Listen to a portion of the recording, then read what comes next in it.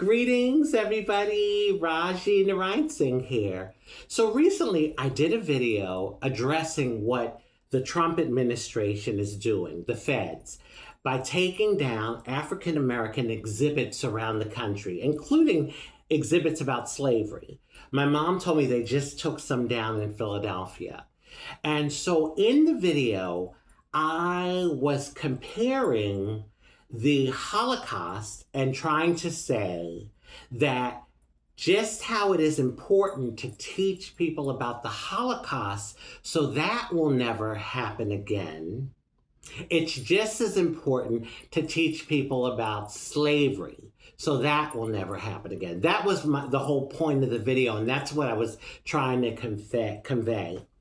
It's come to my attention, though, that some people were taking it like I was trying to insinuate that chattel slavery was worse than the Holocaust and the persecution that Jewish people have gone through for many, many, many, many years, 2,500 years to be exact. Now, I knew that history. I'm an intelligent person, y'all. I know stuff. I know a lot of stuff. I'm not saying I know everything, and there's always an opportunity to learn in life. And so I'm always open to learning more. Sometimes you know about a particular topic, but you don't know everything about it. So there's always an opportunity to learn and to even learn more. But I knew that history, and I think where I failed was in doing the video, I didn't talk about the many, many years of Jewish persecution prior to the Holocaust. So it came off like I was trying to say, oh, chattel slavery, it was worse than what the Jewish people went through in the Holocaust. And I think where it got misconstrued is that I was talking about like the Holocaust being 6 years and then slavery here in America being 246 years. And then there was another 100 years of Jim Crow, about another 100 years. So that's where I feel like I may have made the mistake, and some people out there probably thought I was trying to compare. Please, you can't compare horrors. Horrors are horrors. I know that. And by no means was I trying to insinuate that, to say it. By no means do I believe that. And anyone that knows me knows that I'm a person that operates from love and that I have a true concern about our humanity here on the planet, if you really know me. So anyway, I also should have talked about the Arab-African slave trade. That was 1,200 years where the Arabs were enslaving African people, Black people. So do the math, y'all. The Jewish people, 2,500. The Africans, Black folks, almost nearly 2,000. There's a shared history. Now, I know some people are going to be looking at this saying, well, it wasn't the same. There's differences. Of course, there's differences. But in the sense of discrimination, injustice, horrors, there are similarities, okay? And so I believe that that's what created the alliance between Jewish people and Black people. And a good friend of mine who's Jewish, he shared with me that his parents were involved with the civil rights movement back in the 50s and 60s.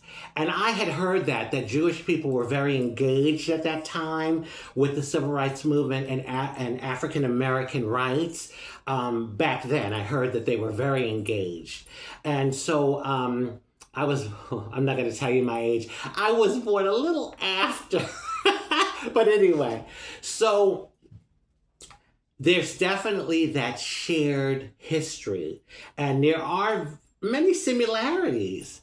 So, they say the Jewish people are the chosen ones. Well, based on the number of years of persecution that they've experienced, and then let's look at the African folks, Black folks, and based on the number of years that they've experienced horrible things, injustice, discrimination, the horrors, persecution, I would say the black folks are kind of in that zone too. Wouldn't you? I mean, really, if you're comparing it in that sense.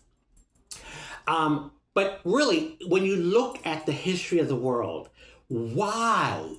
Why in the history of the world for the longest time have Jewish people been persecuted and black folks been persecuted? And I don't know the answer to that. There's probably so many layers to it and so many ideas about it and philosophies and all of that. But it's true.